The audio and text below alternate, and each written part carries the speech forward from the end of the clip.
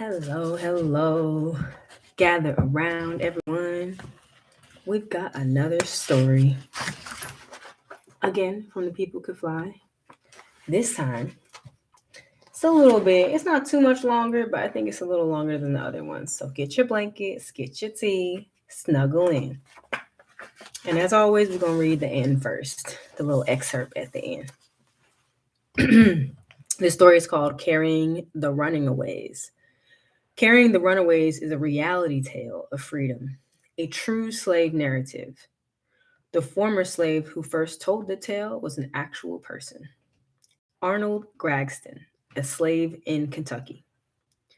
His story of rowing runaways across the Ohio River represents thousands of such stories of escape to freedom.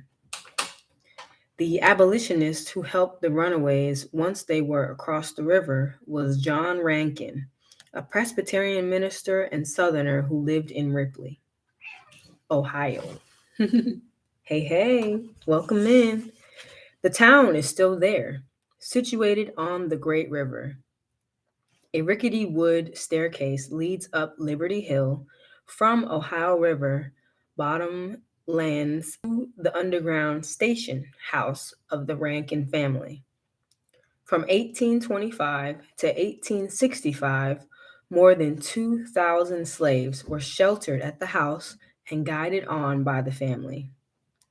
Today, the Rankin House is a state memorial open to the public from April through October. That's pretty cool. Another fugitive, Levi Perry, born a slave, crossed the Ohio River into freedom with his mother about 1854. They were rescued by John Rankin and were taken in. Hold on, IG's trying to be weird. Okay. So they were rescued by John Rankin and were taken in and taken care of at the house with the light. Years later, every 6 months or so, Levi Perry would settle his 10 children around him and he would begin. Now listen, children, I want to tell you about slavery and how my mother and I ran away from it. So you'll know and never let it happen to you. This tale was told to me recently by my mother, Etta Bell Perry Hamilton, who is 92 years old and Levi Perry's oldest daughter. That's dope. So Virginia Hamilton is a direct descendant of this story. Love that. Isn't that so powerful? Oral history. So good. All right, y'all. Here we go. Carrying the runaways. Never had any idea of carrying the running away slaves over the river. Even though I was right there on the plantation, right by that big river, it never got in my mind to do something like that. But one night, the woman whose house I had gone courting to said she knew a pretty girl wanted to cross the river and I would take her. Well, I met the girl, and she was awful pretty. And soon the woman was telling me how to get across, how to go, and when to leave. Well, I had to think about it. But each day, that girl or the woman would come around, ask me would I row the girl across the river to a place called Ripley. Well, I finally said I would. And one night I went over to the woman's house. My owner trusted me and let me come and go as I pleased, long as I didn't try to read or write anything. For writing and reading was forbidden to slaves. Now, I had heard about the other side of the river from the other slaves, but I thought it was just like the side where we lived on the plantation. I thought there were slaves and masters over there too, and overseers and rawhide whips they used on us. That's why I was so scared. I thought I'd land the girl over there and some overseer didn't know us would beat us for being out at night. They could do that, you know.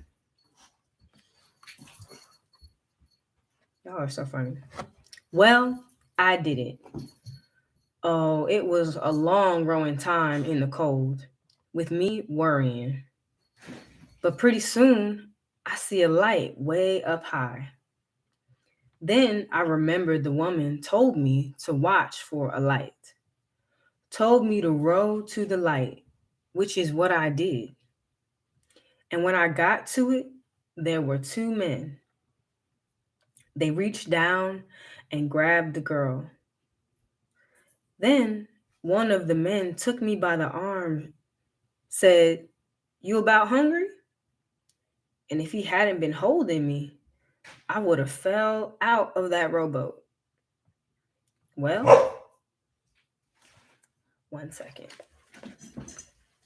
I told you about that. I told you I was about to read a story. Down. Wait, squeeze. Sorry for the interruption, folks. Sit down. Hush your mouth. You know, as always, we have to have a nubs interruption. Okay, where was I? Okay, well, that was my first trip. I was scared for a long time after that, but pretty soon I got over it. As other folks asked me to take them across the river, 2 and 3 at a time, I'd take them. I got used to making 3 or 4 trips every month. Now, it was funny. I never saw my passengers after that first girl because I took them on the nights when the moon was not showing. It was cloudy. And I always met them in the open or in a house with no light. So I never saw them, couldn't recognize them, and couldn't describe them. So we got it on a new moon. And that's how you keep from telling people, or what is it, identifying people who were running away. I like that. But I would say to them, "What you say?" And they would say the password. Sounded like Maneri. Seemed the word would come from the Bible somewhere, but I don't know. And they would have to say that word before I took them across. Well, there in Ripley was a man named Mr. Rankins. The rest was John, I think. He had a station there for escaping slaves. Ohio was a free state, I found out. So once they got across, Mr. Rankins would see to them. We went at night so we could continue back for more and to be sure no slave catchers would follow us there. Mr. Rankins had a big light, about 30 feet high up, and it burned all night. It meant freedom for slaves if they could get to that bright flame. I worked hard and almost got caught. I'd been rowing fugitives for almost 4 years. It was in 1863, and it was a night I carried 12 runaways across the river to Mr. Rankin's. I stepped out of the boat back in Kentucky, and they were after me. Don't know how they found out, but the slave catchers, didn't know them, were on my trail. I ran away from the plantation, and all who I knew were there. I lived in the fields and in the woods, even in caves. Sometimes I slept up in the tree branches or in a hay pile. I couldn't get across the river now. It was watched so closely. Finally, I did get across. Late one night, me and my wife went. I had gone back to the plantation to get her. Mr. Rankins had him a bell by this time, along with the light. We were rowing and rowing. We could see the light and hear that bell, but it seemed we weren't getting any closer. It took forever, it seemed. That was because we were so scared and it was so dark, and we knew we could get caught and never get gone. Well, we did get there. We pulled up there and went on to freedom. It was only a few months before all the slaves was freed. We didn't stay on at Ripley. We went on to Detroit because I wasn't taking any chances. I have children and grandchildren now. Well, the bigger ones don't care so much to hear about those times. But the little ones, well, they never get tired of hearing how their grandpa brought emancipation to loads of slaves he could touch and feel in the dark, but never ever see. The end. So I wanted to say this one more time before I come off here, that this tale was told to Virginia Hamilton by her mother, Etta Bell Perry Hamilton, who is 92 years old, I'm guessing at the time of this book being published, and Levi Perry's oldest daughter.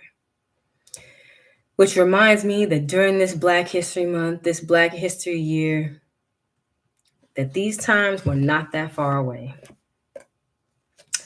I love y'all. I'll see y'all next week, about Thursday.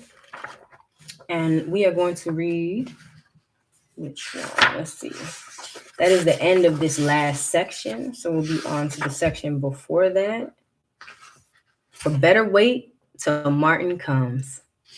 Thank you so much for tuning in.